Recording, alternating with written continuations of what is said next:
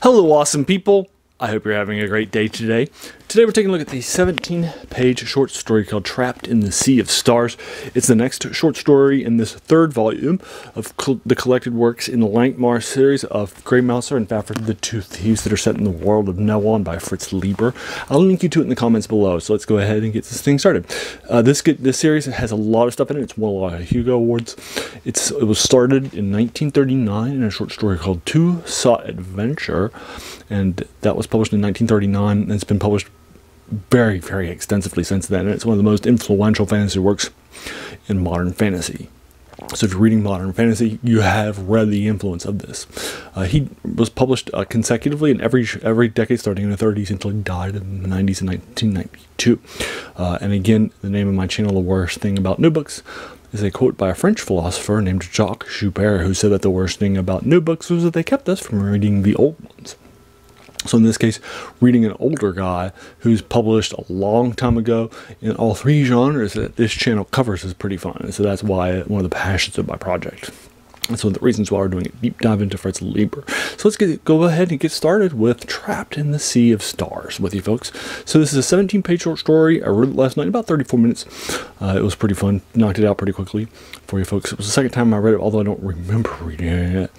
I read it like 20 years ago when I did a deep dive into this shortly after college, when I was doing a deep dive into all this sort of stuff. So let's take a look at it, what I think about it. So as a reminder, I keep my reviews spoiler free, so we won't be doing a super deep dive into sort of like what happens with the genre and so forth. But basically what's happening is our two characters are in the Sea of Stars and they're sailing, which you get from the title, Trapped in the Sea of Stars, right? So there's no spoilers there. And then what's going to wind up happening is that about 2 or 3 pages into their sailing across the Sea of Stars, they're going to get caught in a current. And then this current is going to be super fast, and it's going to take them to the south. And then they see some water spouts and so forth that are coming to the ship and are in a danger. So that's it. They're trapped in the Sea of Stars, in this caught in this current, and then they also are water spouts in the area.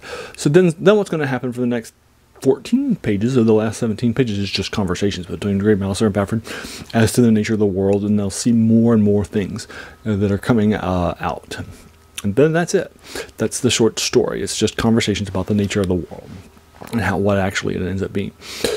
So this is a nice philosophical world building, if that's what you want from your short stories, but it's not exactly a plot driven or action driven thing. Remember, this is a genre, and this is in the sword and sorcery genre, which is actually named by Fritz Leiber, who's in the Hall of Fame, by the way, for science fiction and fantasy writers.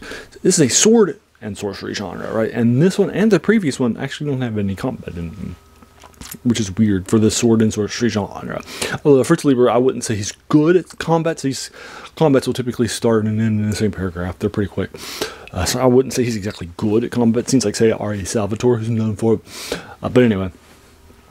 There's not in combat at all, right? It's just conversations about the nature of the world and then an ending. So there's still a plot, but there's not a whole lot of, like, in detailed stuff happening in the 17 pages and 34 minutes it took for me to read it. So it's not exactly the most fulfilling short story ever, but if you want our short stories to have nice world building, nice details, conversations, and so forth, then this is certainly worth your time. But otherwise, I just don't feel like it's a strong short story that just kind of stands on its own 2 feet, that way, if you will. So therefore, I'm probably just going to be giving this like a 6 out of 10 for you folks for that reason. Some of these short stories I've given 8s and 8.5s to, but not this one. And this one's more of a 6.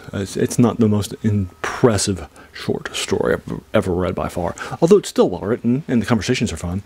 But you know, it's not exactly a short story that I would sell, you know, my life to go read these more, you know, and so forth. It's just not that. But anyway. There you go.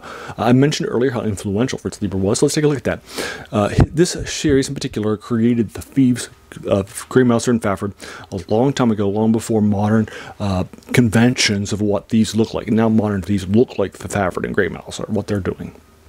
Also, the Thieves Guild, what the Thieves Guild does, is also in modern metropolises and fantasy works like video role-playing games, tabletop role-playing games, novels, comics, whatever that you're reading that's in fantasy. So it takes also the Thieves Guild from this lock and step too. Those are the influences that I mentioned before. So there you are. I'll go ahead and leave you to it. Have you read Trapped in the Sea of Stars? If so, what do you think about it? Let's talk about it in the comments below. Did you agree or disagree? My 6 out of 10. Let's talk about it. If you enjoyed this, why not hit that subscribe button, because there'll be a lot more easy to follow. And then finally, I want to thank you so much for taking some time out of your day and investing in it and watching my video, because we have so many things that are happening in our lives and we're pulled in so many different directions. So the fact that you spent this time with me is incredibly humbling, and I appreciate it. So thanks again, and have an amazing day.